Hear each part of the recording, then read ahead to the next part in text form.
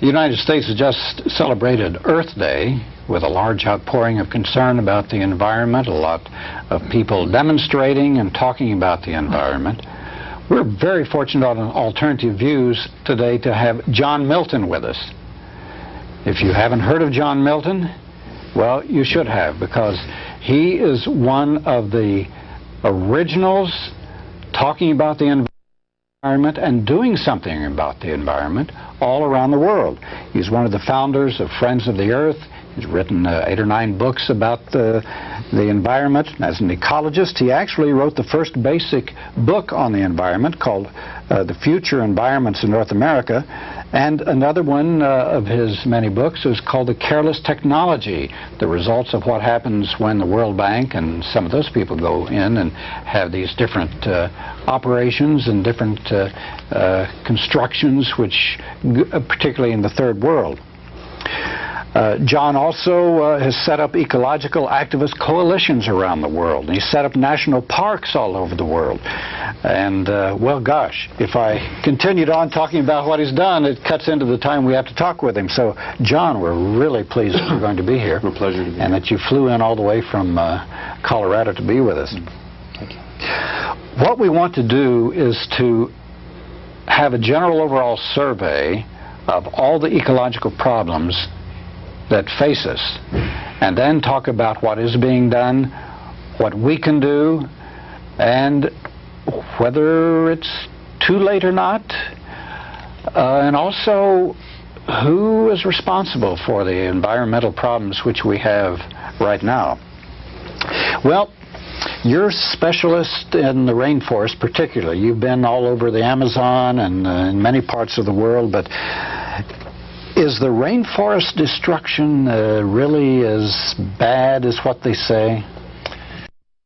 If anything, I think it's a little worse than what you generally hear in the media. And one of the things that astounds me is that we're now calculating that within the next 10 years, most of the rainforest left in Southeast Asia, which had one of the most diverse rainforests anywhere in the world, it contains somewhere between 50 and 60% of all the species that are found in the tropics. That forest will be virtually eliminated within the next 10 years. And what is causing that? Is it an aftermath of Vietnam and the Indochina wars or economic development? Part of that is involved in the sense that the whole movement of industrialization into that part of the world began to happen at that time. But there's so many players now from so many different countries that are beginning to move into the Southeast Asian picture that one of the major players, for example, has become Japan.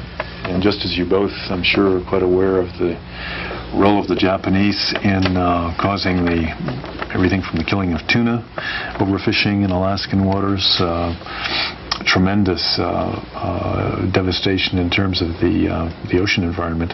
In the same way, they've been a major factor in the destruction of the tropical forests of Indonesia, Malaysia, and very recently began to move into Burma.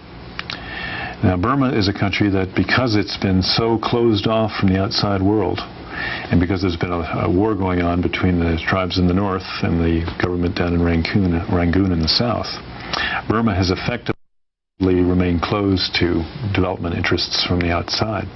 The Japanese just recently negotiated a contract to go in there and do massive deforestation of the teak forests and the rainforests of Burma for the first time. And that was the last place we had in Southeast Asia that we felt, at least in Burma, those great forests would be protected. And if there was a chance for the reforestation of many of the other countries, at least Burma would be a pool out of which the reforestation could occur. Now, even that is up in the air because of this Japanese initiative. Now, they say that and the multinational corporations in the various countries say that they want the raw materials for the industrialized countries in order to use. So this is why they're doing it, and they say that it's worth the price. What is the price? Of these raw materials? No, of destroying the destruction. Destroying the rainforest. Right. Well, that's the whole problem with the economic system that we've got. There is basically all of the environmental costs are not factored in. Virtually all of them are not factored in when it comes to the way that the cost-benefit ratios are calculated in classical economic theory. When you do a cost-benefit ratio, in general, the air, the water, the genetic value of the genetic pool of resources that's involved, all of these kinds of things have no value whatsoever. They're not factored in any way. Another problem with the way in which we work our economics with the living web of the planet is that, by and large, the cost-benefit ratio tends to favor, particularly if you have a high discount rate, it tends to favor very rapid consumption and utilization of resources in the near-term future to make a profit as quickly as possible. This allows you to pay off the discount rate, to pay off the interest quickly. To the banks. Yes. And if that is a higher rate, then of course you want to do it even faster. This means that you basically, in a cost-benefit ratio, which balances the costs and the benefits, in most cases, because you're running to make that profit and to pay back the banks or whatever the loan institution may be, most of the costs, most of the impacts are very, very long-term costs. And yet you may get the loss of an entire ecosystem, or devastating floods in the Ganges that wipe out the homes and the livelihood for millions of people. But in the near term, you might get 2 or 3 years of productive agriculture up in the hills before everything starts to wash away. In terms of the cost-benefit ratio, it makes sense to go ahead and plant those 2 or 3 years of crops, make that profit, and forget about what happens 20 years down the road. It doesn't matter, because that's so far down the road in terms of the cost-benefit ratio that it comes out in the ratio as a very tiny little figure. Isn't that amazing? And that's the way our decision-making is made in terms of the environment. We frequently read about and hear about Brazil and what is happening there. Terrible destruction, not only of the rainforest, but of people and their culture. Vicious massacres of the Indians, native populations.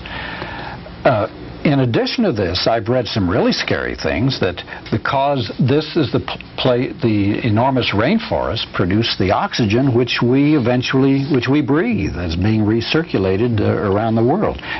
I mean, is it really possible that the world could run out of oxygen because of the depletion of these rainforests? It could certainly enter into a major, it could be a major contribution in the depletion of the oxygen on the planet. The oceans also play a major role in this.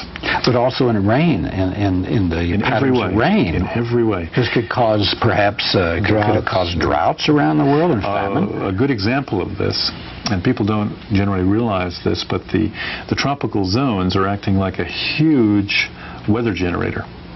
If you go into the Amazon basin, it's amazing, because those rains start out in the Atlantic Ocean and they start rolling across the Amazon basin in a great rolling wave of weather. And as it moves across the Amazon basin, and you have the rainfall, which then of course nurtures the rainforest, the rain comes down, and then approximately 75 to 80% of that rainfall is immediately evapotranspired back into the atmosphere. Only something like 20% of it goes back into the river systems. And then much of that actually gets pulled out by the roots again and also recirculated. So perhaps only something like 10% of that moisture actually goes back out to the Atlantic via the Amazon. All the rest of it moves in a tremendous rolling wave of moisture and humidity that goes all the way across the Amazon, waters it, and then moves to the north and the south to water Venezuela, and down to, in the case of, to the north to water Venezuela, and to the south to water the Argentine, the Chilean territory. As it moves to the south, it waters in particular some of the very fertile lands that we have down in northern Argentina in particular. It is virtually the major weather generator for the entire breadbasket of that part of South America, which is probably the most productive area in South America. It was interesting when a series of multinational agricultural corporations moved into southern Brazil and Argentina and Chile. They saw that there was very, very rich land in that part of the world. They decided they wanted it. So they developed a scheme in collusion with the Brazilian government to basically buy out the settlers the people that had farmed that land, the small farmers that had done a real good job for hundreds of years in that really rich agricultural land. They worked out a deal with the Brazilian government to build roads with World Bank and AID money from our country, and then provided very attractive sounding 160 plus hectare pieces of land in the Amazon rainforest, not telling anybody that that soil is only cultivatable for a few years, and then it becomes infertile. Gosh. So infertile forever, or can it be retrieved? Infertile forever under conventional agricultural techniques. And not only that, it often becomes hard laterite and becomes a desert. But that's another story. The point is that they basically had a forced exodus of millions of people from this zone to the south, which then settled the Amazon, or big hunks of the Amazon, deforested vast areas. The multinationals ended up with a good agricultural soil in the south that was not subject to the heavy leaching and loss of agricultural nutrients and soil nutrients that you find in the tropics. And the people that used to live on that land ended up with soil which then produced for 1, 2, 3 years, did quite well. And then suddenly they began to find that their protein yields went down. Then they found that their overall yield, just the amount of biomass, the amount of agricultural material that they could grow, period, began to drop. And then suddenly they found they could hardly grow a thing. Because the leaching of, when you have an agricultural system that's put into a rainforest, the original system there is a very complex, multi-tiered rainforest that basically has many strata to the forest. And so you have high trees, deep root systems, broad root systems, then layers underneath that with different networks of roots down into the soil, and then an herbaceous layer with, again, a whole other network of roots. When the leaves fall, because of the high temperatures, they break down very fast. They break down into soluble nutrients. High rainfall, high temperature. Those nutrients very quickly get leached down into the soil and immediately picked up by those root systems and recirculated back up into the living system. So most of the fertility of the rainforest is literally in the living organic system. It's amazing. When you cut that forest, of course, the first thing that happens is you go in and you plant your crops, but it doesn't. The network of roots only covers a very shallow area on the surface. Plus, there are many areas where there's no crop at all, lots of spaces in between. So, after a couple of years of rainfall, under those high temperatures and high rainfall, the nutrients start getting leached deeper and deeper and deeper and deeper. Meanwhile, what's left of the old roots of the old rainforest system begin to go and die off.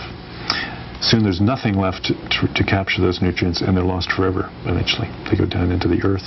Then if you continue with your insanity, your agricultural insanity, what often happens is that soil becomes a rock-hard laterite, which means that it binds and becomes literally as hard as rock.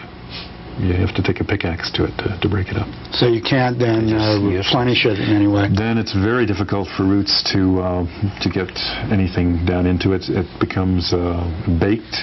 And this is already happening as a result of the destruction over what expanse? Oh. Is it massive? Yes. Yeah. Last year, I remember the reports we had from the rainforest were something like, they were reporting between 50 and 100,000 fires burning, major fires burning, just in the Amazon alone, as the Amazon was being cleared. And the paradox and the tragedy of this is that those people who are the victims, the people that are being brought into that territory, the whole motivation was to give the land away cheap to these multinational corporations that bought it out further south, where you don't have those high temperatures and where you don't have that heavy leaching because of the high rainfall and high temperatures. Now, John, somewhat like our own Midwest. You'd mentioned the devastating effect this would have on all of Latin America if the rainforest dries up, because the weather from that goes, as you said, throughout the continent. Right. What effect does it have in a more global dimension in terms of global warming trends or affecting weather patterns that go to the United States, Europe, and the entire world? Is it a big impact on that as well? Yeah, definitely, because basically in the same way that we were talking about that rolling mass of moisture that moves across the Amazon, other things happen. When you destroy the rainforest, you destroy the entire weather generator for the countries to the north and the countries to the south, which means you basically eliminate the rainfall base for Argentina, Chile, Venezuela, Ecuador, and so on. It doesn't just affect the Amazon basin, it affects that entire area. In addition, just like an air conditioning unit, when you remove all the vegetation, all the transpiration and evaporation that's occurring, and you leave behind a kind of hot, desertic kind of environment, you completely change the rate at which the upwelling occurs of hot air along the equatorial belt and the related sub-equatorial belts, because they're being deforested too. That means that the whole weather generation system, which basically depends upon a particular rate of the lifting of hot air up into from the equator and its descent again further north, all of that has a very powerful effect on wind patterns, on rainfall distribution, and so on. All of that gets totally disrupted. All of our crops are entirely, all over the world, are entirely dependent upon a stable weather distribution pattern. If you change that, suddenly the trees can't live because they're not getting enough rainfall, or it starts getting too hot or too cold. You basically introduce massive destabilization into global environments in totally unpredictable ways. It's much more serious than just the loss of oxygen, which is serious. But the main thing that I feel is the issue is the total destabilization of world climate. And when you think that just a loss in our Midwest, let's say if we had an average reduction of 5 inches of rainfall a year, that's it. You've got a southwestern desert. Back to the Dust Bowl. Yeah. And we're at the same time, we're running out of we've already mined all the water out of the Oglala aquifer in the high plains. So there's no fossil water to fall back on because we've already wasted that, and we're poisoning what little is left with fertilizers and artificial fertilizers. So we're left with a situation where I can see that directly impacting our American breadbasket. And already it's happening. It's already happening. Well, you see these documentaries or news stories about how the water is disappearing from out west because the big farms are using it up. This is just another one of the ecological disasters, and the aquifer poisoning at the same time. Right. Even if we had didn't have the problem with with rainforest destruction, what effect would that have on the United States of the aquifer poisoning and the water depletion from overuse? Well, basically, this country, under the wise and careful custodianship of the Native American peoples, maintained a tremendously rich series of organic systems, ecosystems, and resources which amaze me when you look at the other parts of the world, like China, most of Asia, really, for that matter, and certainly even of Europe. A tremendously rich organic diversity had been maintained here under the custodianship of the Native Americans. How did that work? What did they do to preserve these systems? Well, you know, there's one value. Produce them even. There's one value there that is interesting. And we were talking earlier about the cost-benefit ratio and how basically the cost-benefit ratio says if it doesn't pay back within 2 to 5 years, it's no good. It doesn't matter what the cost is further down the road. That's just a tiny little thing. The only thing we care about is what we get back in 2 to 5 years. And that's the fundamental value of this culture that we've got. That's the basic problem right there. And what did the Native Americans do differently? What the Native Americans said, we will not make any changes unless we look ahead 7 generations minimum. Wow. And we can see that it will be good for that 7th generation. If it will be good for that 7th generation and for all the other living beings of the earth who are our brothers and our sisters and our mothers and our fathers and our grandfathers and our grandmothers and our cousins, then that change is good and beneficial and we'll go ahead. That was their basic economics.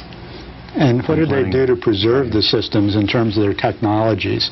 It's just that they didn't pollute them. They were cautious as to what waste went in them, or did they actually cultivate the aquifers, digging irrigation ditches or whatever? There was some, but the basic Native American ethics said that you will respect the skin of Mother Earth. Mother Earth is a living organism, and to go deep into Mother Earth and to take out her lifeblood by trying to mine the water or mine the deep minerals is like doing surgery on your mother when she doesn't need it, when she's perfectly healthy. You know, would you go and take your mother and cut her open and start taking her organs out? Huh? So that was basically their view. And now we might look at that and say, well, this is ridiculous. But, I mean, take a look at what we've done. We've mined out the Oglala aquifer. It's just about dead. Now, where is that? What's the extent? The Oglala basically runs from near the Canadian border, and it runs along the whole plains, shortgrass prairie on into the tallgrass prairie country, from up in the Montana country down through Kansas on into Texas. And it's the major aquifer for the western plains district of the Rocky Mountain region, or just going up to the Rockies. And it was the main water resource that we had, other than the free-flowing river systems themselves.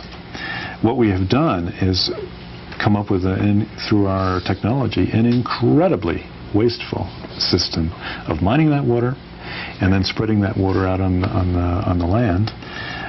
No concept of even the most fundamental things like a drip irrigation system, which very carefully meters out just a little bit of water at a time, the minimum you need to keep the agriculture working. Instead, just massive utilization of the water, no cost placed upon the fact that it's a fossil water that's not going to last forever.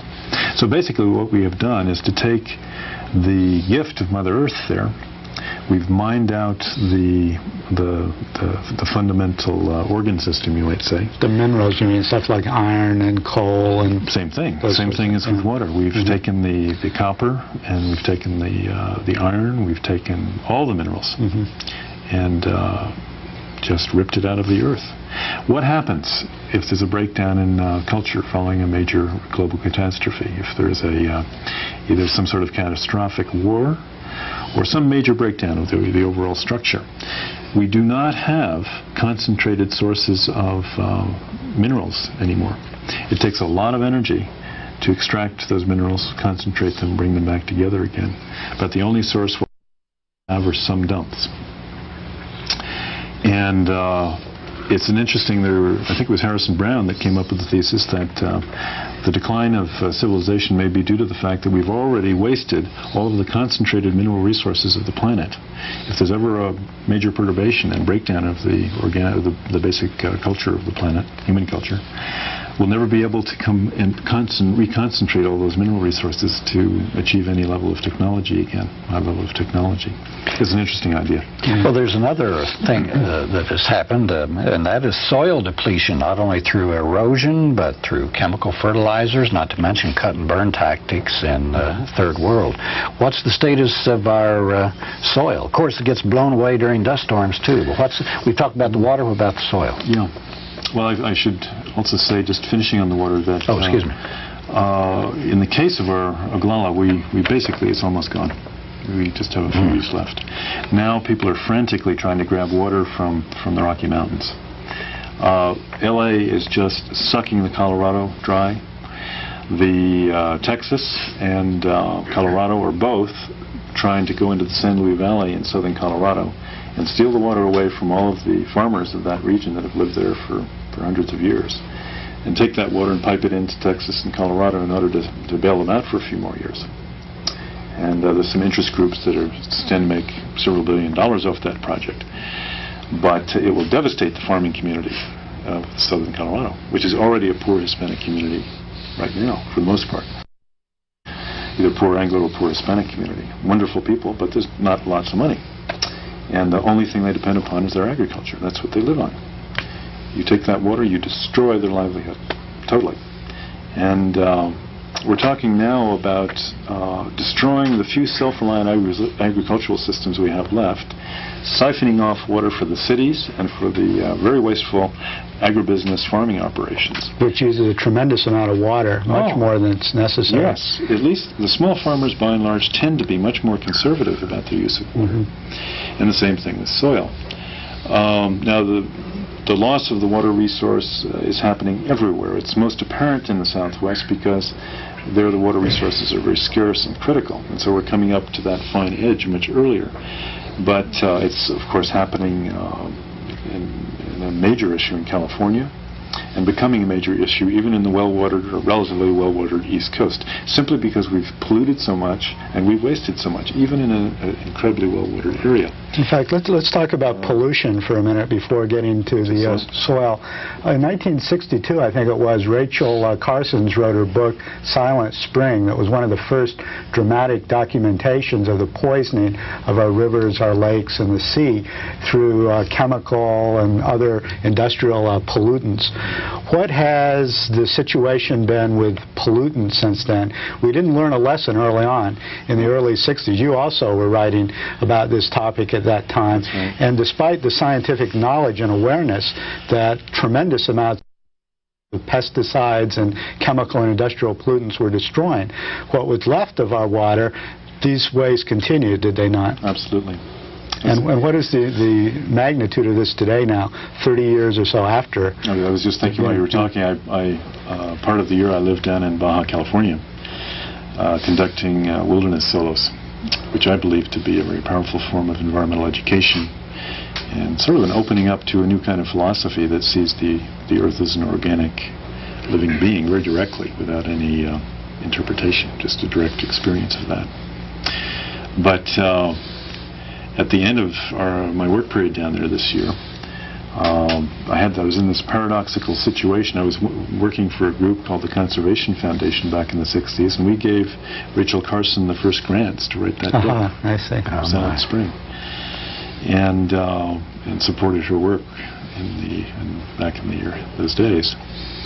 And I suddenly found myself being subjected with 10 broad-spectrum applications of malathion in the little agricultural oasis I lived there in Todos Santos. This was about 4 weeks ago.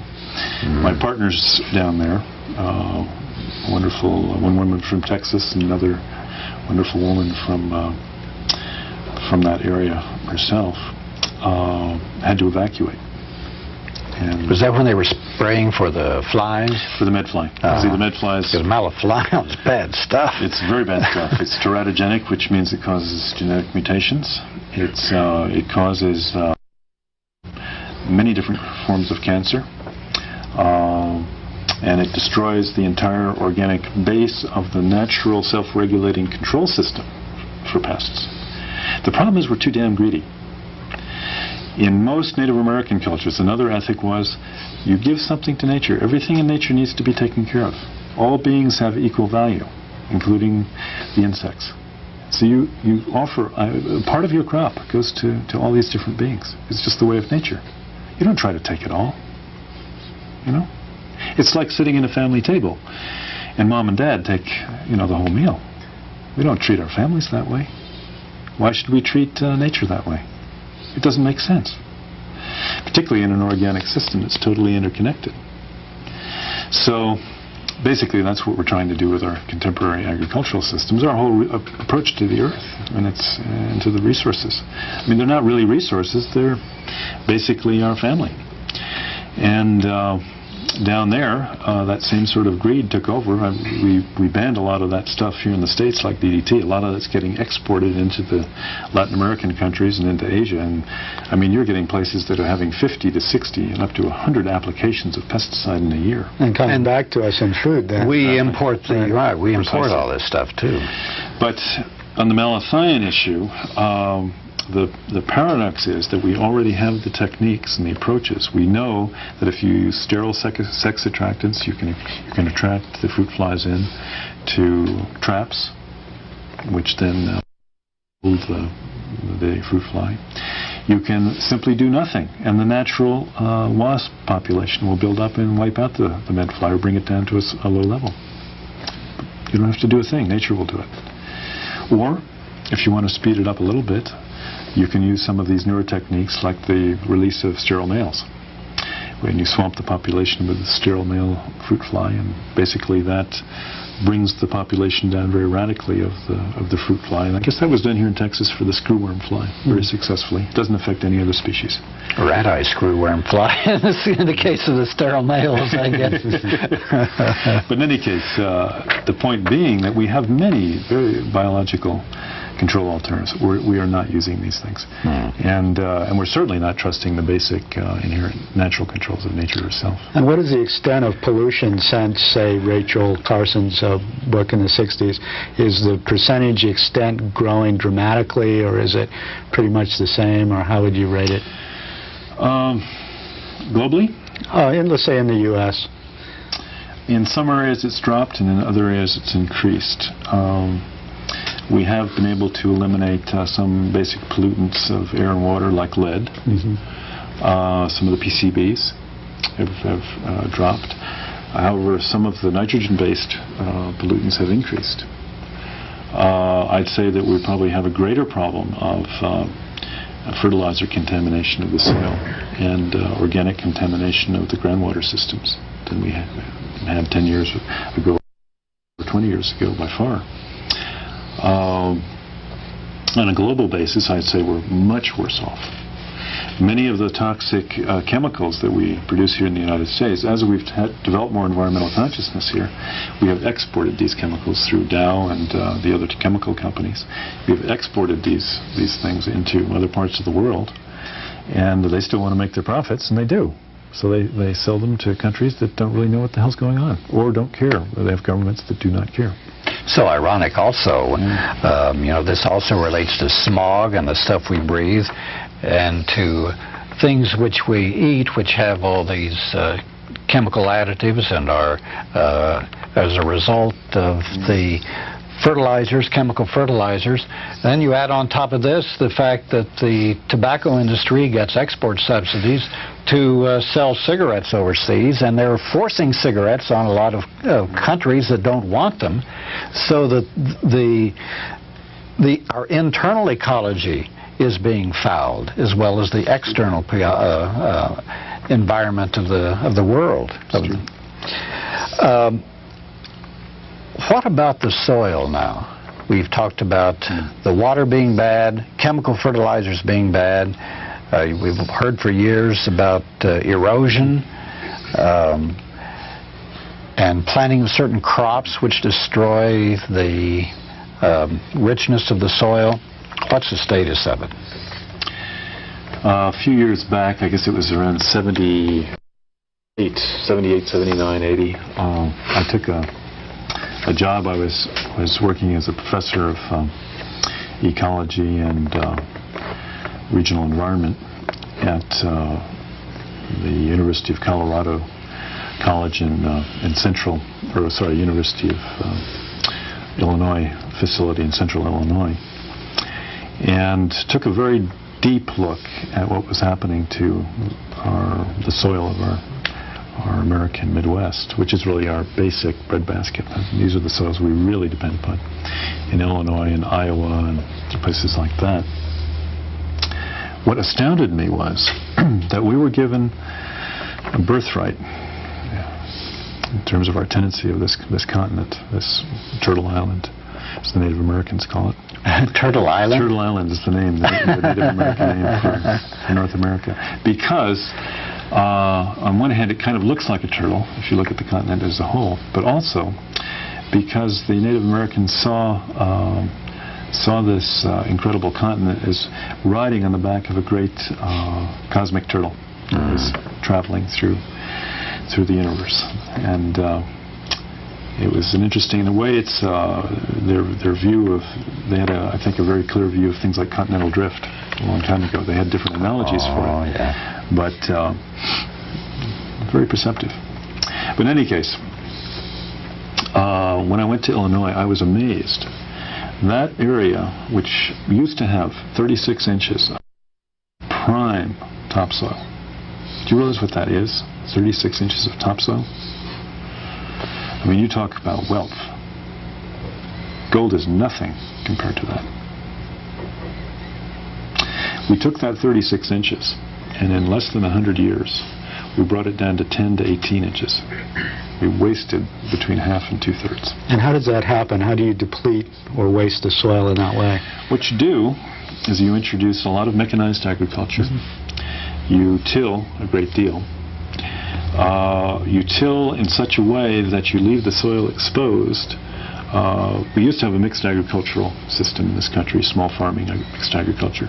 So there tended to be a broad-scale utilization of many different kinds of crops, and you had animals also as part of the agricultural system as well as the crops. With that, you tended to have recycling of organic manures, which helped soil structure and also protected it. Crop rotation. You had crop rotation. You had many techniques in the old days, which made a lot of sense. Many of those techniques were picked up from the Native Americans. Well, the Native Americans were doing a lot of really good things. We should have learned a lot more things from the Native Americans when we first came here. We had closed minds. Linear. We were not looking at the totality. We were not taking a holistic view. We just looked at, okay, we want this, and we're going to get it this way.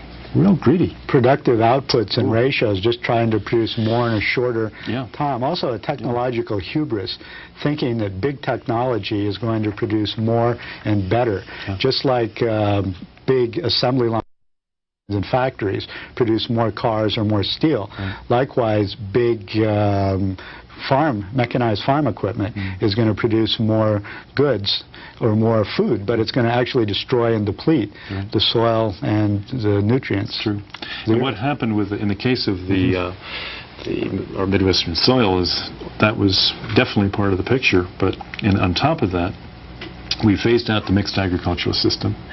When you had mixed agriculture, it meant that you basically had to work there year-round, which means you could fine-tune the agricultural cycle to the time of the year. In other words, you could plow just before you planted, or shortly before you planted. With the arising of eliminating animals as part of your crop ecosystem, then, and when fall came, well, to save some time in the spring, since you had your tractor out there anyway, you went ahead and plowed and maybe had a cover crop and you plowed that under, and then you just let the soil lie bare until it was time for spring planting. So that meant that the soil laid out there under the winter rains and all the wind erosion for, say, 3 to 4 months out of the year. That one simple change led to most of the soil erosion and loss of our heritage. And why was that? It was because people wanted to take a vacation and go to Florida. Well, what about agribusiness, though? They're a year-round operation, right?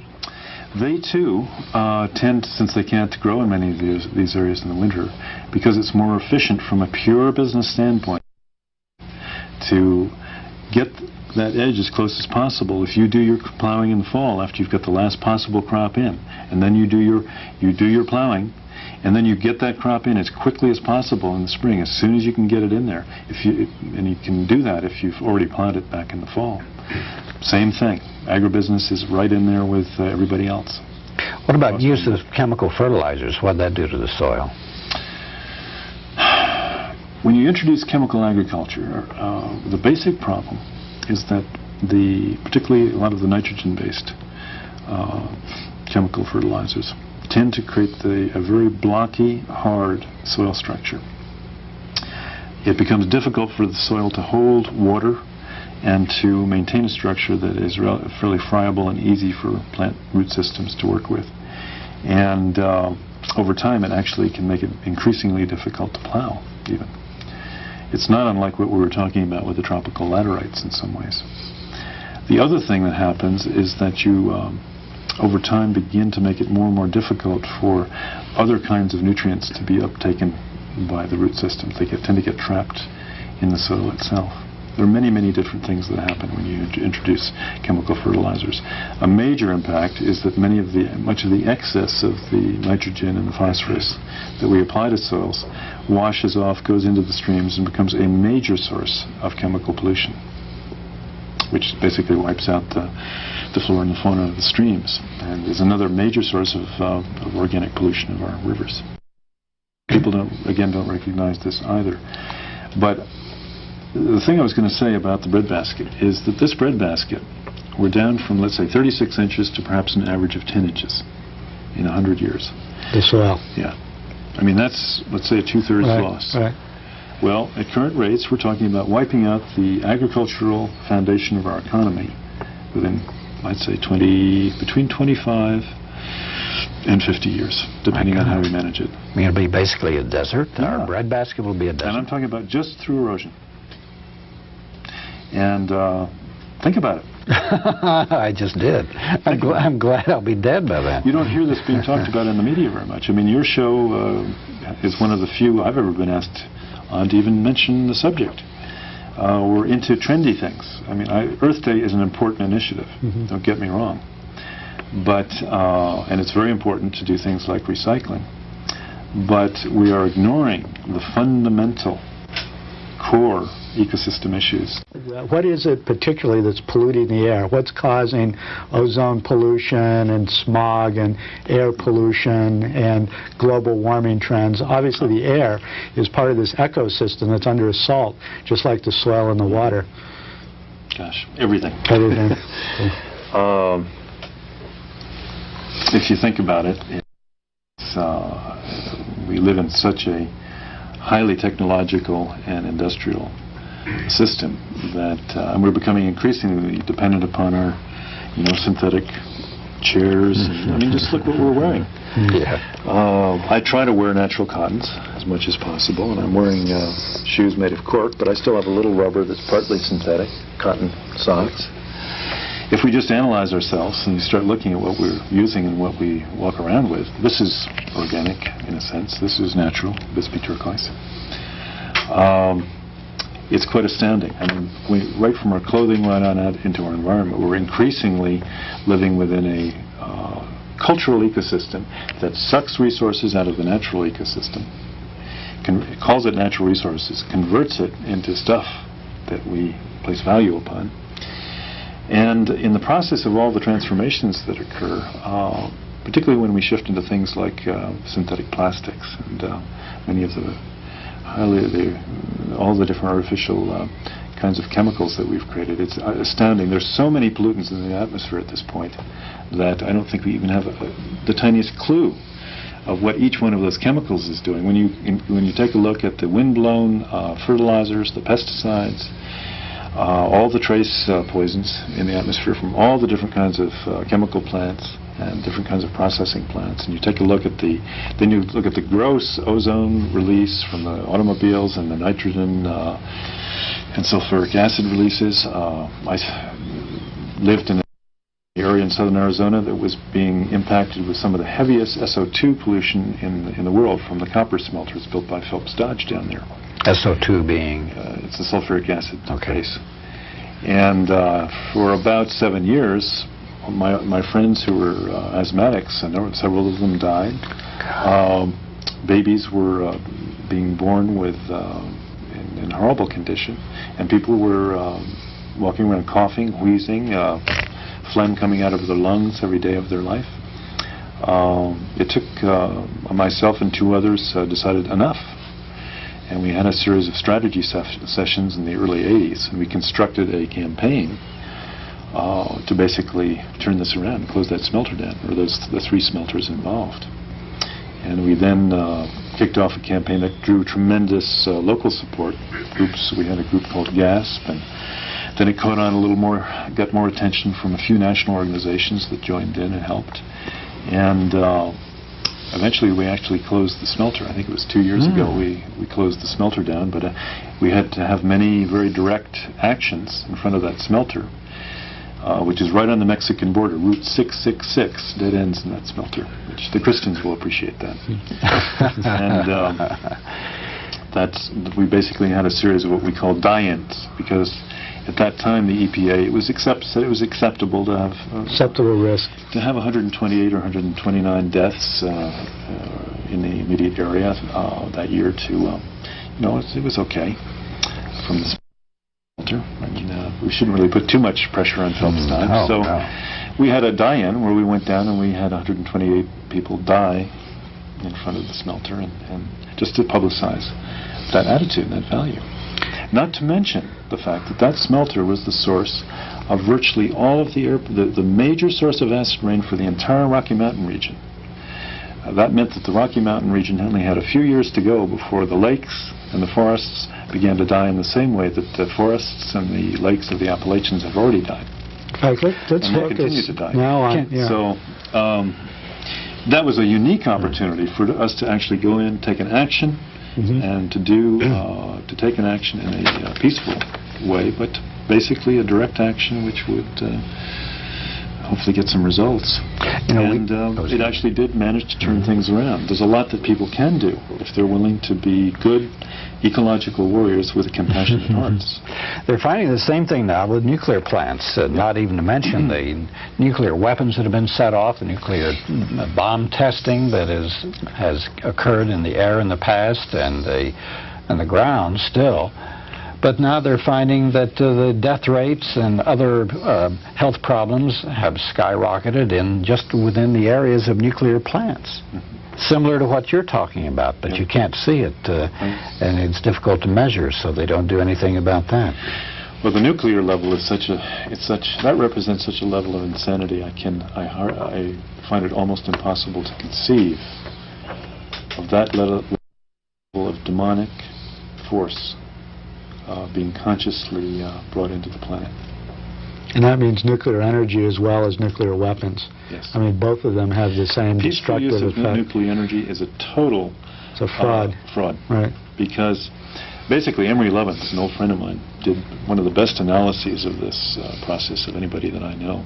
He runs an institute in the Rocky Mountains now for resource analysis, an excellent group. But in any case, Amory pointed out a number of years ago, after doing some very careful research, that the fundamental reason for building the nuclear power plants for peacetime use was to actually breed plutonium that could then be used for missiles. And this was the main purpose. And that all of the talk about low-cost electrical usage was a farce. Now, the other thing that nobody has taken into account with these nuclear plants, I mean, they don't work. They work for a few years, and then something generally will go wrong and closes them down. They're very inefficient. They're costly to build, and they're very inefficient. The cost of decommissioning nuclear power plants has rarely been taken into account. And decommissioning costs, we now estimate, on the average, will run at least 2 to 3 times more than the cost of building the plant. Gosh, it's insane. Nobody has thought about those costs in terms of what we're handing on to our future generations.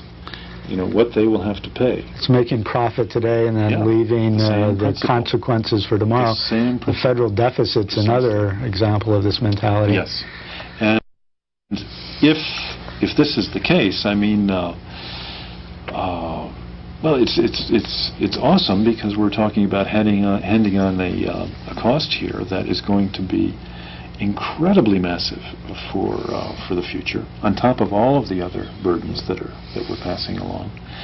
And then we have on top of that things like Chernobyl, which happen, and those kinds of things are going to happen increasingly if we shift towards nuclear. I read recently that the cost of cleaning up Chernobyl will be in excess of $300 billion. That is, as I recall, about the size of our entire military budget in this country. That's just to clean up one nuclear power plant catastrophe. $300 billion. And people talk about peaceful use of nuclear energy as a wonderful alternative to fossil fuels and various other things. The thing is that when Reagan came into power, there was a man named Dennis Hayes, a close friend of mine, who was working for Solar Energy Research Institute in Colorado. He was building. He's now the chairperson for Earth Day. Interestingly enough, Dennis came out to visit and give a talk in Illinois just after the Reagan administration came in, and Dennis. When I saw Dennis at the airport, he looked kind of pale. I figured he had a hard time. Asked him what was wrong, and he said, "Well, I've been fired." And I said, "Well, what's going on?" And he said, "Well, the Reagan administration is going to dismantle and basically put out of business, except for a little bit of research, all solar energy initiatives in this country, and he's going to put in place atomic and nuclear energy initiatives." That man, Ronald Reagan, our great president, put us behind on environmental initiatives that could have really put us ahead. We could have gone ahead and prepared ourselves for an entry into the only kind of energy system that makes sense, which is renewable energy source. I mean, all the plants do it. They depend on the sun. We depend on it in almost every way if we think about it a little bit. Reagan put us behind it at least a decade during a period when all the curves, the crisis curves, were going up at that rate. And I'm not sure we'll ever get past that period that he put us behind. The ignorance, the vast ignorance of that period, people do not realize. But it will come home to roost, and unfortunately in the near future. The only way to go is a good, strong renewable energy resource program, which depends on things like solar, wind, small mini hydro plants, and a variety of other sources that basically work with the energy of the earth and the energy of the sun. And can that generate enough to keep up a sustainable standard of living? Sure, easily.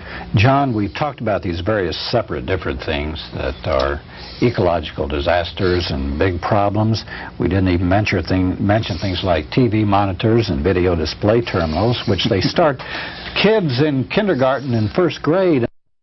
They radiate and can hurt people. I mean, they're kind of like mini nuclear plants in that sense. Well, the first question is, what can you tell us about that? And the second question is, of all these things we've talked about, they certainly must have some type of interactive, synergistic relationship which can make all these worse. Right. Well, the electromagnetic pollution is a subject that interests me very much because it has been relatively ignored. I think we began to become aware of it when there was a lot of the use of it as a military weapon. I guess when the Russians were zapping the American embassy in Moscow. But in point of fact, electromagnetic pollution has become a major source of imbalance of the human body and the mind and the emotions in almost every American city. It's interesting that direct current tends to be a much smoother kind of electrical current than alternating current. Alternating current literally introduces a jerky vibration into the human body. It lives near those fields, and they're constantly going like this, and pretty soon you start literally kind of at a very subtle level doing that too. Now, if you live near high-tension power lines, high tension is probably a good word for them, and you add on to that all of the different kinds of radio and television and all the different kinds of waves which are constantly bombarding us, my feeling is that it's having a major effect on the health of the energy body. We're just beginning to realize from studies in Chinese medicine, which again the American medical community would like to ignore, but unfortunately acupuncture is so well proven by now that they had to acknowledge that in fact there are energy flows. I'm having a treatment right now with an acupuncture, a couple of acupuncture points for a bad tooth. When they began to see that pain control was so effective with acupuncture, and they began to see that certain kinds of Qigong and Tai Chi movement exercises were so beneficial in the hospitals in China, they began to say, okay, there is something here, and maybe there is something to this theory of energy flow through the meridians of the body. The basic thing about electromagnetic pollution is that it completely imbalances the natural energy flow through those meridians of the body. And I'm convinced it's one of the sources of disease. I mean, disease is basically dis-ease, lack of full bodily and mental and emotional ease. And it seems like we've done everything possible to move out of that state.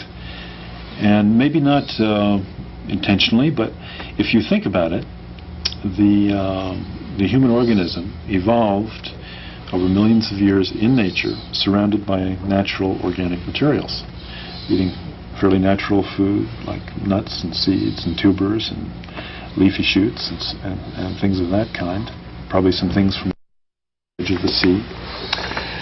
And then we were living with relatively organic materials on our bodies, with clean air and environments which were very close to nature. And that was the way it was for millions of years. We lived in relatively small, extended family environments and tribal environments, and we had people occasionally going out for periods of solo time to reconnect deeply with nature, and then we'd come back into the family. We're so far from that now. I mean, everything in our life is totally artificial. And the urban industrial era has only been with us for, what, several hundred years.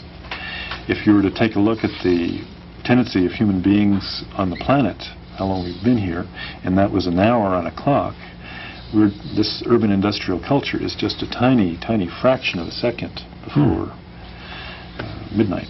And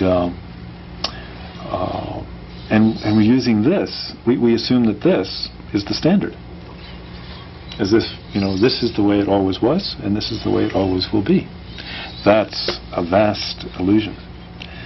And this culture is not sustainable. It will not last.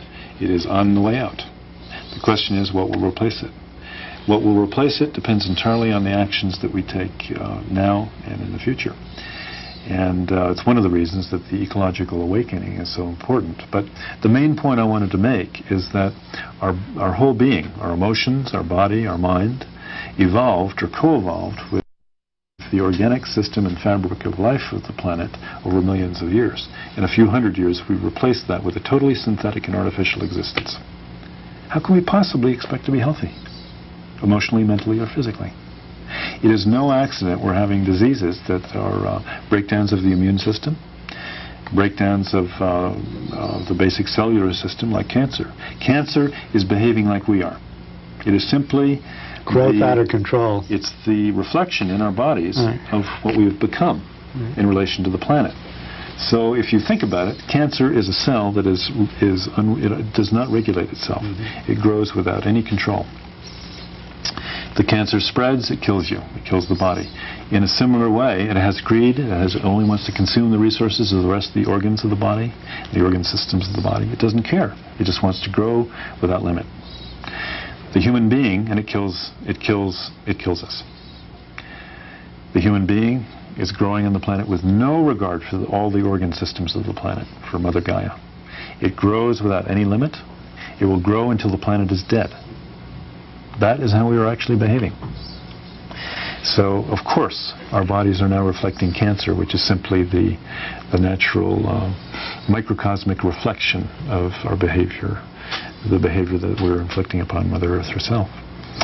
So, to talk about synergy, which was your other question, synergy, by the way, means synergy is where you look at the total net of the interrelated effects of all the different actions and reactions of something. And you may have, let's say, a cumulative effect of, we have in our environment stresses coming in from driving to work for 2 hours a day and beating on the steering wheel. I was talking to somebody who was a mechanic recently working with air conditioning units, and I saw him down in Baja driving a Toyota, and he said, I said, what were you doing up there in California? He said, well, I used to repair air conditioning units in San Diego, and I liked it. And I said, well, why'd you leave? And he said, well, too many years of driving on those freeways that got bigger and bigger and more stressed out. And I began to see people literally going crazy on the road. They're pounding. You hear about the shootings. But what you don't hear about is the thousands, if not millions of people screaming, pounding on the steering wheel, or trying to bottle it all up inside. You don't hear so much about that. But that's what's going on. And you take that kind of stress, you add it to chemical pollutants, you add it to pesticides, you add it to poor nutrition, and so on. And the cumulative impact of all that, taken together, is synergistic. That means that when you add one kind of toxin to another toxin, you get something usually that's far more toxic than just the one thing alone. Most of our tests of the effect of environmental pollutants or poisons of one kind or another, be it a physiological stress or a literal toxin, chemical toxin, is single factor analysis. It means that we don't look at the total system. and the total range of impacts that are working on that system simultaneously, as they actually do in nature, in the actual world. And through this single factor analysis, the EPA and the various standards of government set their standards for what's allowable in terms of a pollutant, for example.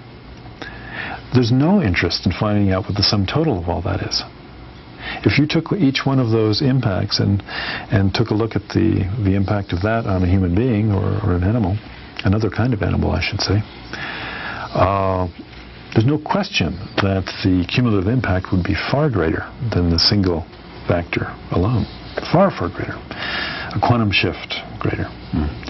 And we are not measuring for that. Nowhere in government. Nowhere in science. And yet that's what's actually going on. It's amazing. And now we want to talk about what we can do, what we must do in order to prevent all these catastrophes, or less, maybe Homo sapien isn't worth it. Maybe we should just, shuffle off and give things back to the good animals of the world. But anyway, if we're going to do something, I guess we have to look at Earth in a different way than we have in the past. And you have, and some other people are doing this, aren't you? Yeah, I think there's some really hopeful signs. One of the things that has particularly interested me is the growth, on the one hand, of a different philosophical view of what the human being is and what the Earth is, and the relationship of the human being to the Earth, and also to the matter, the mother, mater, the Earth that we live with right here in our bodies. And there's a new, a friend of mine, Jim Lovelock, has been working for some years with a close friend of his. They came up with a theory entitled the Gaia hypothesis several years ago. Gaia? Yes, Gaia. How do you spell that? I think it's G-A-I-A. G-A-I-A. And basically, this hypothesis says that the Earth is behaving like a living organism. And that may sound a little radical to those people that are thinking about the Earth as basically just a bunch of stuff out there, a resource system that you go and exploit, and you pull stuff in and you transform it into your BMW.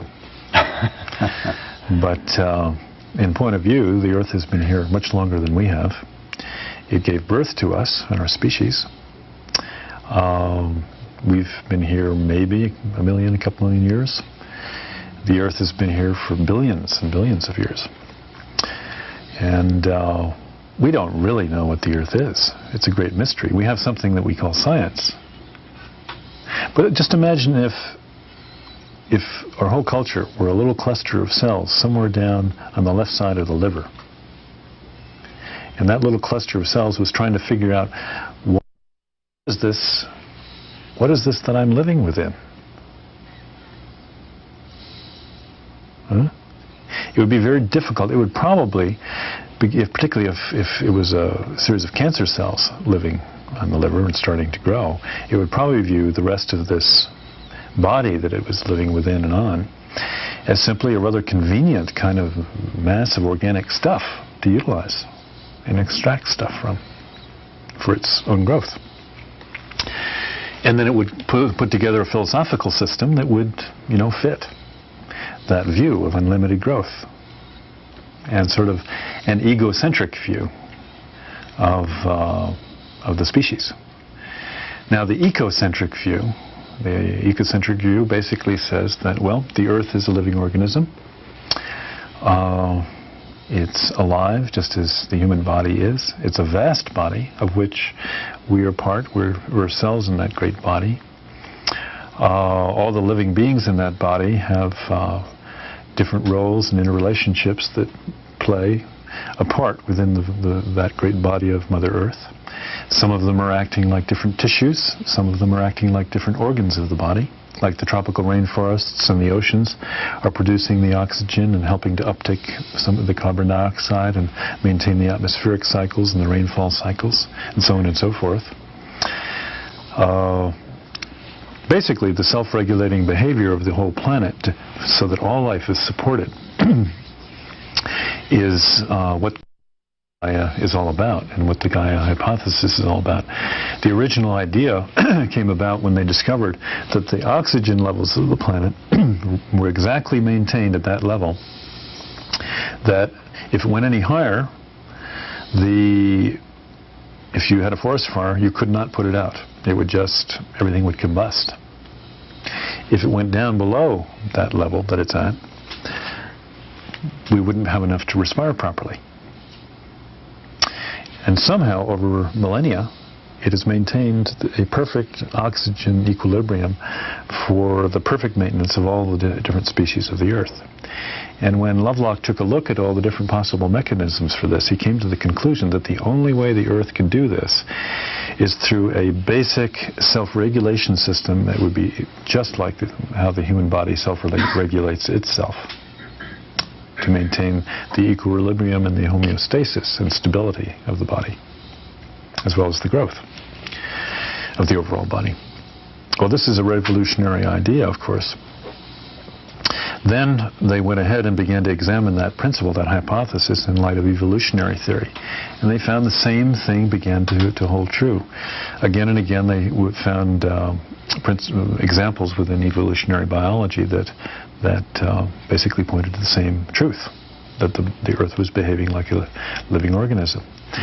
So suddenly we're beginning to move into a view that is saying something very different than what our forefathers said, that the Earth is just a dead thing. But interestingly enough, with a few species living on it, that happen to be, through survival of the fittest and all that kind of craziness, doing what they're doing. We've never really given much attention to the interconnectedness of life, the symbiotic, cooperative nature of life. But of course, it probably began in a fairly small way and then somehow managed to grow out into this rather amazingly interconnected and mutually supporting system. And cooperation probably has been about at least 90% of that process. And there's competition in there too.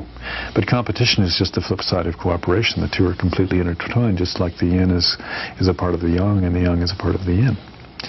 So, in a sense, I think for the first time we're beginning to look at life as and of the Earth itself as a vast organic being whose intelligence there's no way to even begin to even speak of that, because it's beyond us. It's beyond us to know what that is or isn't.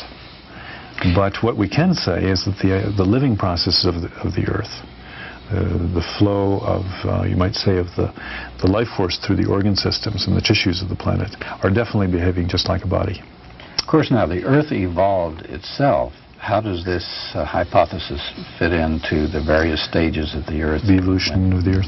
That's a very interesting question, because it occurred to me the other day that, where does the human being fit into all of this? Are we destined just to be cancer? Are we the Earth's cancer? Is that it?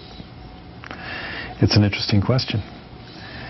And if we take a little more optimistic view, some people would say, oh no, we may be the cancer now, but actually we're destined to be the intelligence of the planet. I love that one. If we were truly the intelligence of the planet, I doubt we would become the cancer of the planet. I think it's more likely that we represent a highly developed ego structure for the planet. You might say we're the planetary ego. We're the sense of separate self. We're the part of the planet that can say, we are here and everything else is out there. Subjectivity. But that's more the principle of modernity, starting around the Renaissance and the era of capitalism and Protestantism. Right, tied in with that. That also, at that time, the vision of the human as the master of the earth. Exactly. Which you have also in the Bible. Right. The command to go and master and conquer the earth. Have dominion. Right, dominion over all of the fields and flowers, etc. The interesting thing is that if we look on ourselves as the development of the ego structure for planet Earth, which is my personal theory, it may be that the next phase for Earth, since we've been caught up in being very egotistical for quite a while, and manifesting that new exploration of what Earth herself is, and exploring that for Earth. Maybe the next step is actually to join with other, really the step beyond, which is where the ego structure begins to see how, yes, there is separation and self-identification, but there is also tremendous interconnectedness, also a level of indivisibility, and a level at which we're all one great being again. And obviously, most interestingly, if we are to survive as a species, or maybe if the Earth herself is to survive, at least in the organic richness that she now manifests, we may have to go through that transition into valuing all the species and all of life in the same way that we value our own life and the life of our own species.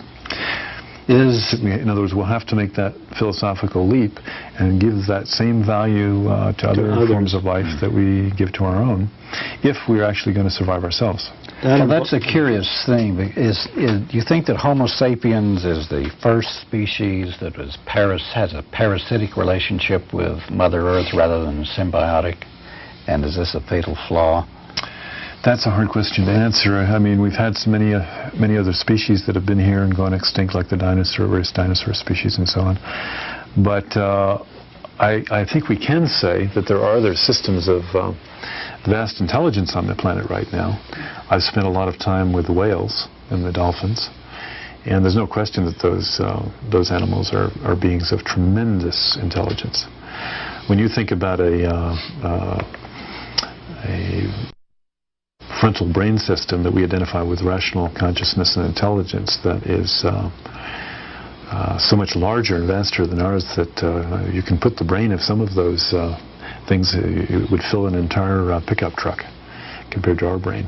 And their communication system is so incredibly complex. Exactly. If that is alone is an indication of intelligence, and they're vastly superior to us. The feeling I've often got from spending time with the whales down in Baja, where I do these wilderness solos, is that their intelligence is, I guess an analogy would be to say it's like a galactic level awareness. Of course, the dolphins, the porpoises are extremely intelligent too, but they're a little more, I have the feeling, a little more accessibility somehow.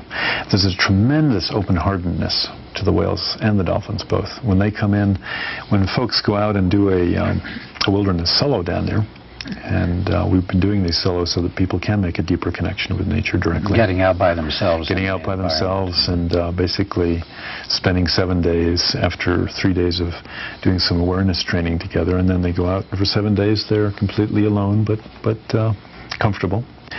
And they stay completely present, working with their senses to connect deeply with the truth of what's in the environment without any theory, just experiencing. And what they experience is, particularly for some of the political and social leaders that have gone through this process, is absolutely amazing. One man went through this recently. He was leader of a major technological university publishing house. And when he came back, his entire view of what the world was, what Earth is, the organic quality of Earth, the organic beingness of Earth, and his place in it had changed. And he has started up a major ecological publishing magazine, and is going to host 2 major conferences on Gaia through this university, which up until now has been largely focused on technology and industrial development. That's the kind of impact that a direct connection without any particular theories with Mother Earth can have if you just go direct. And that's, of course, the kind of thing that the Native Americans did through their vision quest. And I think it's no accident that the Native Americans, because they had the vision quest, were able to cultivate. They would go out at least once in a lifetime, and usually 3 or 4 times, or the medicine people would go out sometimes once a year. And because that direct perception linked them with levels of truth that one can only know by going through the experience. Out of that truth came the kinds of values we talked about in the last program, which said we will make no major changes in the Earth and in our local Earth.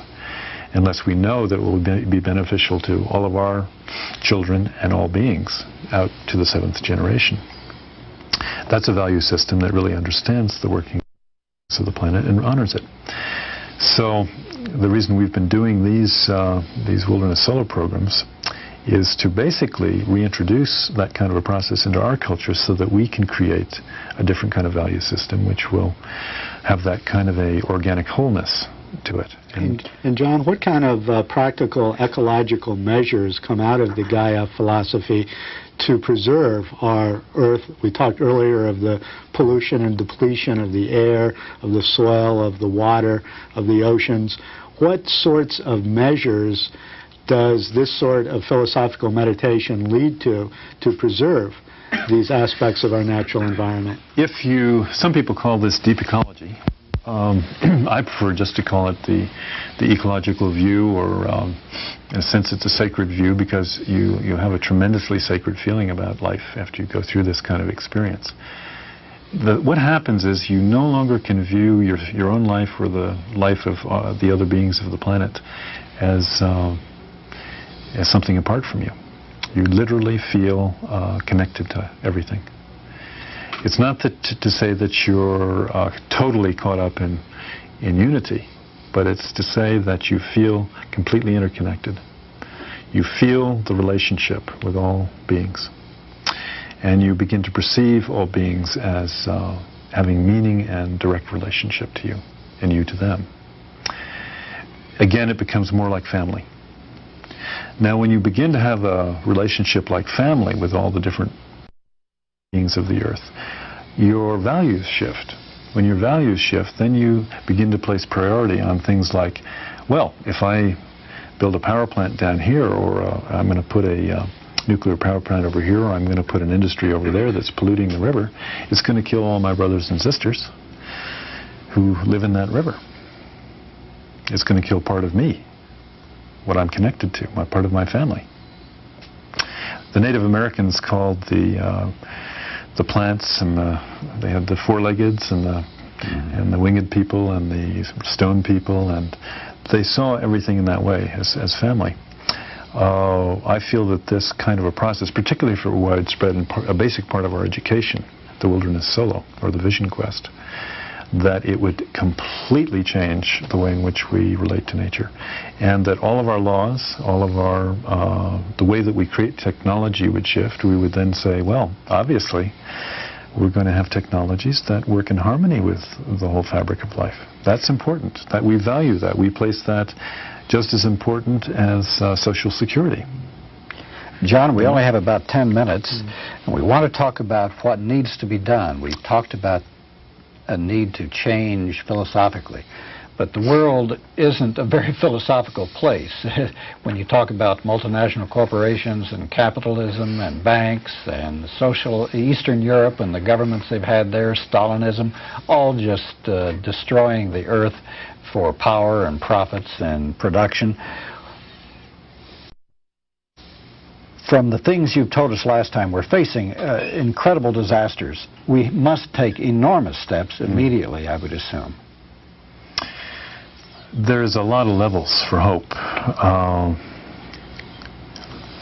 I personally feel that one of the best things that people can do is to take direct action in their own lives on issues that they have a direct relationship with. I mentioned last time that the work that we did to stop a major copper smelter in Arizona that was directly polluting the air of everyone in southern Arizona. Everyone living in this country has issues directly affecting them in their lives today.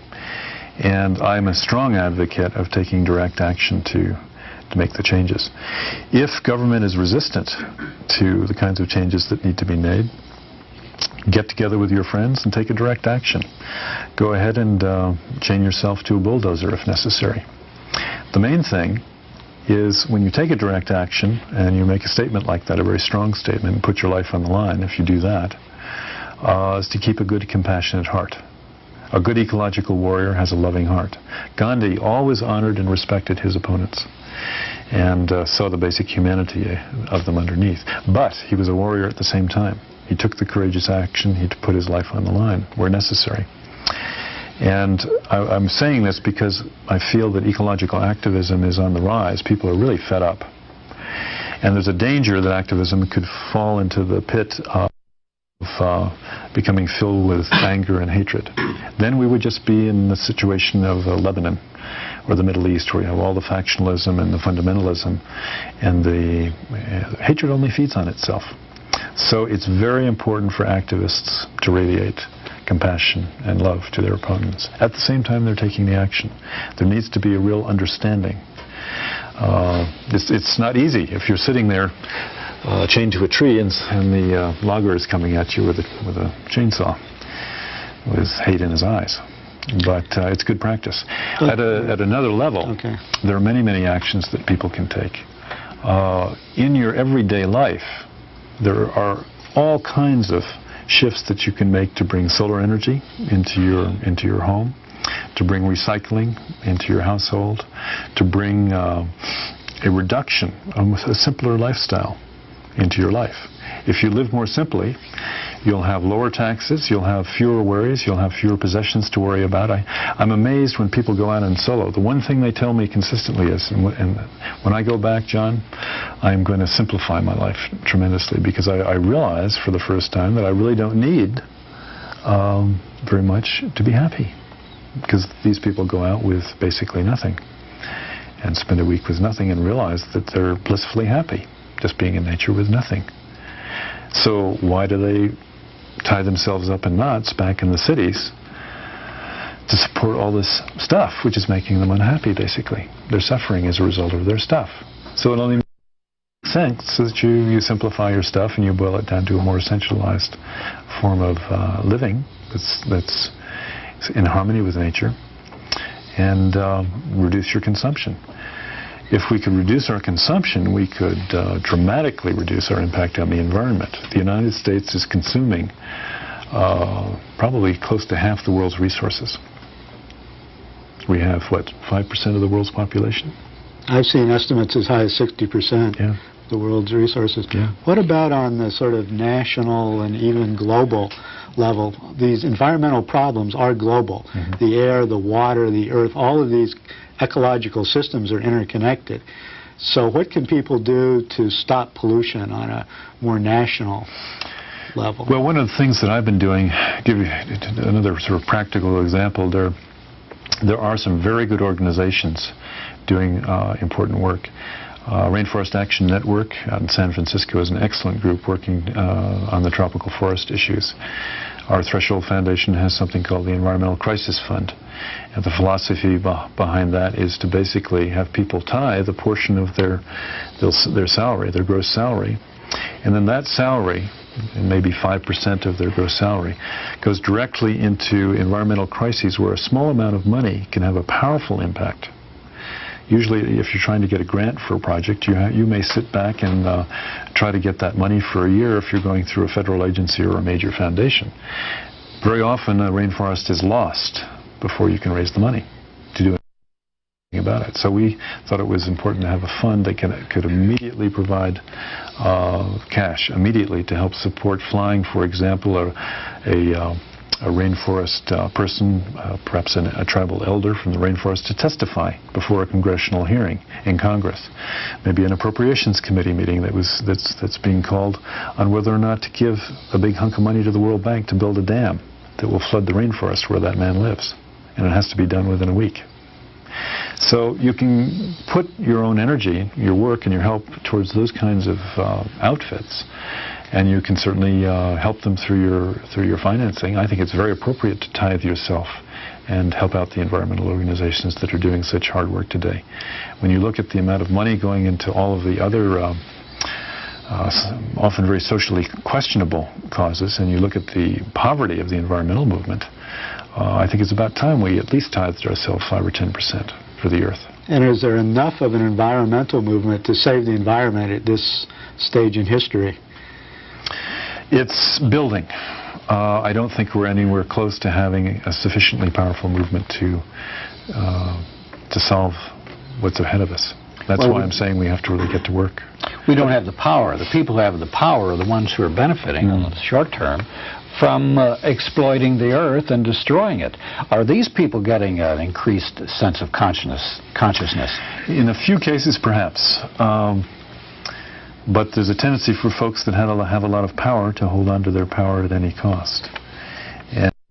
And my own feeling is that at this point in time, we have to put tremendously strong pressure on all of the channels of change in government. Corporations, government. George Bush claims he's the environmental president. In an earlier show, you critiqued Ronald Reagan for his disastrous ecological policies. Do you see any shift in Bush, or is this just rhetoric? I think Bush is a much more adroit politician. And he basically reads the currents and the winds of change, says the right thing, and then does what he really wants to do behind the scenes. Which is to develop corporate... For example, I saw in the paper today that yesterday he made a big pronouncement about how wonderful Earth Day was. The next day, what did the Interior Department do? It went out and announced that it was opening up a whole new spectrum of oil leasing opportunities along our coasts. I mean, what does that tell you? Judge the man by his actions, not by his words. What would be your final message to the American people out there? Place the environment first in your life, at least for the next 20 years. Make that number one. And put your energy, a good hunk of your time, and tithe yourself some of your money, your income, to put directly towards turning things around and the creation of an ecologically sustainable society, and not just helping your own immediate life in your neighborhood and your town and your county and your state, your region, and your bioregion, but also putting something into helping the global issues of tropical deforestation, the tremendous destruction of the oceans which is upon us. I mean, we're just beginning to address the tremendous loss of the oxygen-producing plankton that we have on the oceans. We're seeing the need for having all of our fleets of oil tankers, I think, triple-hulled, not just double-hulled. And we need to do something about the unbelievable overfishing the institution may be. Most of the costs, most of the impacts are very, very long-term costs. And yet you may get the loss of an entire ecosystem or devastating floods in the Ganges that wipe out the homes and the livelihood for millions of people. But in the near term, you might get 2 or 3 years of productive agriculture up in the hills before everything starts to wash away. In terms of the cost-benefit ratio, it makes sense to go ahead and plant those 2 or 3 years of crops, make that profit, and forget about what happens 20 years down the road. It doesn't matter, because that's so far down the road in terms of the cost-benefit ratio that it comes out in the ratio as a very tiny little figure. Isn't that amazing? And that's the way our decision-making is made in terms of the environment. We frequently read about and hear about Brazil and what is happening there. Terrible destruction, not only of the rainforest, but of people and their culture. Vicious massacres of the Indians, native populations. In addition to this, I've read some really scary things that because this is the enormous rainforest produce the oxygen which we breathe as being recirculated around the world. I mean, is it really possible that the world could run out of oxygen because of the depletion of these rainforests? It could certainly enter into a major, it could be a major contribution in the depletion of the oxygen on the planet. The oceans also play a major role in this. But also in rain, in every way. Rain. In every way. This could cause perhaps droughts around the world and famine. A good example of this, and people don't generally realize this, but the tropical zones are acting like a huge weather generator. If you go into the Amazon basin, it's amazing because those rains start out in the Atlantic Ocean and they start rolling across the Amazon basin in a great rolling wave of weather. And as it moves across the Amazon basin, and you have the rainfall, which then of course nurtures the rainforest, the rain comes down, and then approximately 75 to 80% of that rainfall is immediately evapotranspired back into the atmosphere. Only something like 20% of it goes back into the river systems. And then much of that actually gets pulled out by the roots again and also recirculated. So perhaps only something like 10% of that moisture actually goes back out to the Atlantic via the Amazon. All the rest of it moves in a tremendous rolling wave of moisture and humidity that goes all the way across the Amazon, waters it, and then moves to the north and the south to water Venezuela, and down to, in the case of, to the north to water Venezuela, and to the south to water the Argentine, the Chilean territory. As it moves to the south, it waters in particular some of the very fertile lands that we have down in northern Argentina in particular. It is virtually the major weather generator for the entire breadbasket of that part of South America, which is probably the most productive area in South America. It was interesting when a series of multinational agricultural corporations moved into southern Brazil and Argentina and Chile. They saw that there was very, very rich land in that part of the world. They decided they wanted it. So they developed a scheme in collusion with the Brazilian government to basically buy out the settlers, the people that had farmed that land, the small farmers that had done a real good job for hundreds of years in that really rich agricultural land. They worked out a deal with the Brazilian government to build roads with World Bank and AID money from our country, and then provided very attractive sounding 160 plus hectare pieces of land in the Amazon rainforest, not telling anybody that that soil is only cultivatable for a few years, and then it becomes infertile. Gosh. So infertile forever, or can it be retrieved? Infertile forever under conventional agricultural techniques. And not only that, it often becomes hard laterite and becomes a desert. But that's another story. The point is that they basically had a forced exodus of millions of people from this zone to the south, which then settled the Amazon, or big hunks of the Amazon, deforested vast areas. The multinationals ended up with a good agricultural soil in the south that was not subject to the heavy leaching and loss of agricultural nutrients and soil nutrients that you find in the tropics. And the people that used to live on that land ended up with soil which then produced for 1, 2, 3 years, did quite well. And then suddenly they began to find that their protein yields went down. Then they found that their overall yield, just the amount of biomass, the amount of agricultural material that they could grow, period, began to drop. And then suddenly they found they could hardly grow a thing. Because the leaching of, when you have an agricultural system that's put into a rainforest, the original system there is a very complex, multi-tiered rainforest that basically has many strata to the forest. And so you have high trees, deep root systems, broad root systems, then layers underneath that with different networks of roots down into the soil, and then an herbaceous layer with, again, a whole other network of roots. When the leaves fall, because of the high temperatures, they break down very fast. They break down into soluble nutrients. High rainfall, high temperature. Those nutrients very quickly get leached down into the soil and immediately picked up by those root systems and recirculated back up into the living system. So most of the fertility of the rainforest is literally in the living organic system. It's amazing. When you cut that forest, of course, the first thing that happens is you go in and you plant your crops, but it doesn't. The United States has just celebrated Earth Day with a large outpouring of concern about the environment, a lot of people demonstrating and talking about the environment. We're very fortunate on Alternative Views today to have John Milton with us.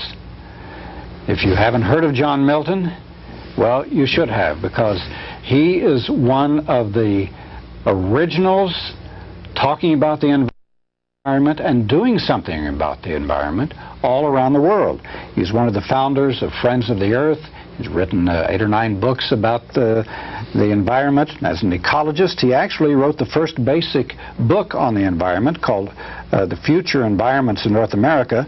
And another one of his many books is called The Careless Technology, the results of what happens when the World Bank and some of those people go in and have these different operations and different constructions, which particularly in the third world. John also has set up ecological activist coalitions around the world. And he's set up national parks all over the world. And, well, gosh, if I continued on talking about what he's done, it cuts into the time we have to talk with him. So, John, we're really pleased that you're going to be here. It's a pleasure to be here. And that you flew in all the way from Colorado to be with us. Thank you. What we want to do is to have a general overall survey of all the ecological problems that face us, and then talk about what is being done, what we can do, and whether it's too late or not, and also who is responsible for the environmental problems which we have right now. Well, you're a specialist in the rainforest particularly. You've been all over the Amazon and in many parts of the world, but is the rainforest destruction really as bad as what they say? If anything, I think it's a little worse than what you generally hear in the media. And one of the things that astounds me is that we're now calculating that within the next 10 years, most of the rainforest left in Southeast Asia, which had one of the most diverse rainforests anywhere in the world, it contains somewhere between 50 and 60% of all the species that are found in the tropics. That forest will be virtually eliminated within the next 10 years. And what is causing that? Is it an aftermath of Vietnam and the Indochina wars or economic development? Part of that is involved in the sense that the whole movement of industrialization into that part of the world began to happen at that time. But there's so many players now from so many different countries that are beginning to move into the Southeast Asian picture that one of the major players, for example, has become Japan. And just the network of roots only covers a very shallow area on the surface. Plus, there are many areas where there's no crop at all. Lots of spaces in between. So, after a couple of years of rainfall, under those high temperatures and high rainfall, the nutrients start getting leached deeper and deeper and deeper and deeper. Meanwhile, what's left of the old roots of the old rainforest system begin to go and die off. Soon there's nothing left to capture those nutrients, and they're lost forever eventually. They go down into the earth. Then if you continue with your insanity, your agricultural insanity, what often happens is that soil becomes a rock-hard laterite, which means that it binds and becomes literally as hard as rock. You have to take a pickaxe to it to break it up. So you can't then replenish it in any way? Then it's very difficult for roots to get anything down into it. It becomes baked. And this is already happening as a result of the destruction. Exactly. Over what expanse? Oh. Is it massive? Yes. Yeah. Last year, I remember the reports we had from the rainforest were something like, they were reporting between 50 and 100,000 fires burning, major fires burning just in the Amazon alone, as the Amazon was being cleared. And the paradox and the tragedy of this is that those people who are the victims, the people that are being brought into that territory, the whole motivation was to give the land away cheap to these multinational corporations that bought it out further south, where you don't have those high temperatures and where you don't have that heavy leaching because of the high rainfall and high temperatures. Now, John, somewhat like our own Midwest. You'd mentioned the devastating effect this would have on all of Latin America if the rainforest dries up, because the weather from that goes, as you said, throughout the continent. Right. What effect does it have in a more global dimension in terms of global warming trends or affecting weather patterns that go to the United States, Europe, and the entire world? Is it a big impact on that as well? Yeah, definitely, because basically in the same way that we were talking about that rolling mass of moisture that moves across the Amazon, other things happen. When you destroy the rainforest, you destroy the entire weather generator for the countries to the north and the countries to the south, which means you basically eliminate the rainfall base for Argentina, Chile, Venezuela, Ecuador, and so on. It doesn't just affect the Amazon basin, it affects that entire area. In addition, just like an air conditioning unit, when you remove all the vegetation and all the transpiration and evaporation that's occurring, and you leave behind a kind of hot, desertic kind of environment, you completely change the rate at which the upwelling occurs of hot air along the equatorial belt. and the related sub-equatorial belts, because they're being deforested too. That means that the whole weather generation system, which basically depends upon a particular rate of the... As you both, I'm sure, are quite aware of the role of the Japanese in causing everything from the killing of tuna, overfishing in Alaskan waters, tremendous devastation in terms of the ocean environment. In the same way, they've been a major factor in the destruction of the tropical forests of Indonesia, Malaysia, and very recently began to move into Burma. Now, Burma is a country that, because it's been so closed off from the outside world, and because there's been a war going on between the tribes in the north and the government down in Rangoon in the south, Burma has effectively remained closed to development interests from the outside. The Japanese just recently negotiated a contract to go in there and do massive deforestation of the teak forests and the rainforests of Burma for the first time. And that was the last place we had in Southeast Asia that we felt, at least in Burma, those great forests would be protected. And if there was a chance for the reforestation of many of the other countries, at least Burma would be a pool out of which the reforestation could occur. Now, even that is up in the air because of this Japanese initiative. Now, they say that and the multinational corporations in the various countries say that they want the raw materials for the industrialized countries in order to use. So this is why they're doing it, and they say that it's worth the price. What is the price? Of these raw materials? No, of destroying the destruction. Destroying the rainforest. Right. Well, that's the whole problem with the economic system that we've got. There is basically all of the environmental costs are not factored in. Virtually all of them are not factored in when it comes to the way that the cost-benefit ratios are calculated in classical economic theory. When you do a cost-benefit ratio, in general, the air, the water, the genetic value of the genetic pool of resources that's involved, all of these kinds of things have no value whatsoever. They're not factored in any way. Another problem with the way in which we work our economics with the living web of the planet is that, by and large, the cost-benefit ratio tends to favor, particularly if you have a high discount rate, it tends to favor very rapid consumption and utilization of resources in the near-term future to make a profit as quickly as possible. This allows you to pay off the discount rate, to pay off the interest quickly. To the banks. Or yes. And if that is a higher rate, then of course you want to do it even faster. This means that you basically, in a cost-benefit ratio, which balances the costs and the benefits, in most cases, because you're running to make that profit and to pay back the banks or whatever the loan is